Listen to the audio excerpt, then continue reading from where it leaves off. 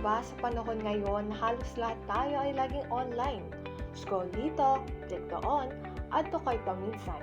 Gaya mo ba ako na araw-araw ay nakakatanggap ng notifications, emails, o promo messages mula sa iba't ibang brands? Nakakapagtaka minsan, di ba?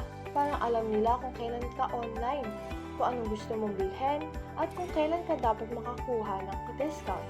Pero, have you ever wondered paano nila nagagawa yun? Kaya halika, samahan niyo ako tuklasin ang ano nga ba ang marketing automation? Marketing automation refers to tools and processes that automatically handle repetitive marketing tasks tulad ng email campaigns, social media posting, at lead nurturing para makapag-focus ang marketers sa mas importanteng part, ang strategy. Ang core principle nito ay tinatawag na trigger-based workflow.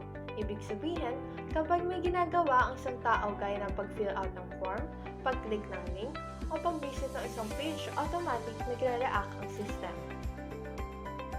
For example, kapag naglagay ka ng item sa chart mo sa Shopee, tapos hindi mo binili, after a few hours, makaka-receive ka ng notification, flash sale, 5% off sa item mo. O kaya naman sa Netflix, kung matagal ka nang hindi nagbubukas ng app, bigla kang makakatanggap ng email, new movies available this weekend. Lahat ng ito ay automated, hindi mano-mano. Ito ay tinatawag nating automation sequence, isang series na automatic actions na nangyayari base sa behavior ng user.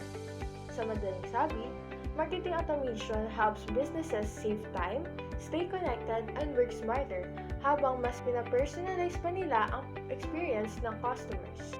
Pero paano nga ba ito nangyayari? Let's see how marketing automation actually works. Marketing automation works through what we call a trigger-based workflow, parang domino effect. Kapag gumalaw ang isa, tuloy-tuloy na ang sunod-sunod.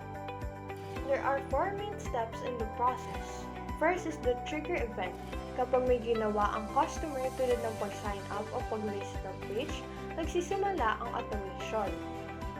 Second, the workflow activation. Kapag na-detect ng system ang action, automatic nitong sisimulan ang sequence. Halimbawa, magsasend ng thank you email o promo message. And the third one is personalized action.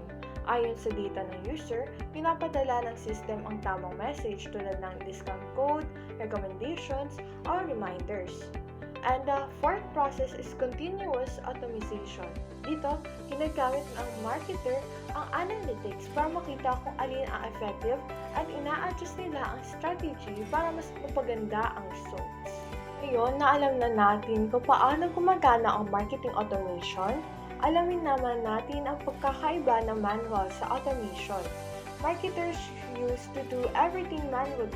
Isa-isa nagpapadala ng emails, nagpo-post sa social media, at sinusubaybayan ang bawat lead ng mano-mano.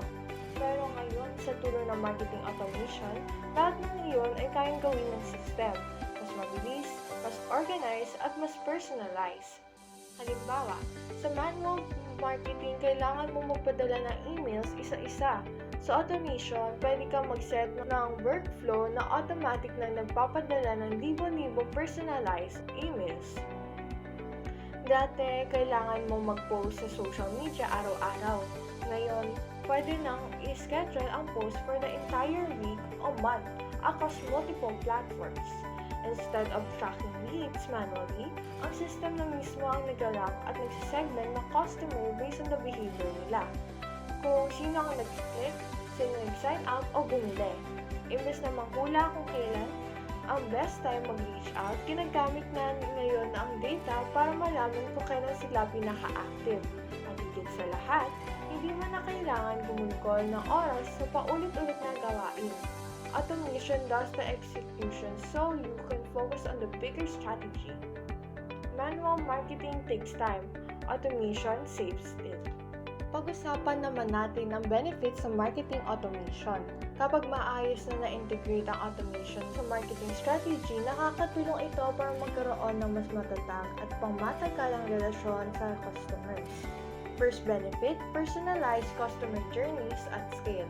Ibig sabihin, Bawat action ng customer ay nagiging data point na ginagamit ng system para mag-sell ng tamang content sa tamang oras. May dynamic content, behavioral triggers at progressive profiling na tumutulong para mas kilalanin ang bawat customer over time. Second naman ay ang streamlined cross-team processes.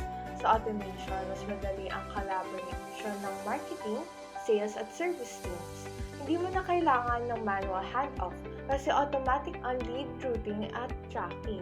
May unified customer timeline na nakikita ng buong team, kaya mas mabilis ang pagresponde sa leads at customer needs. Pangatlo ay data-driven decision making. Dati hula lang o gut feeling.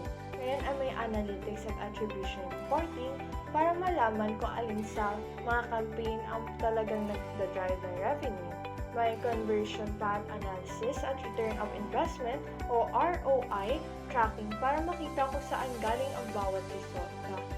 At ngayon na alam na natin kung bakit parang alam ni Shopee, Lazada o Netflix ang gusto natin at ito ay dahil sa marketing automation.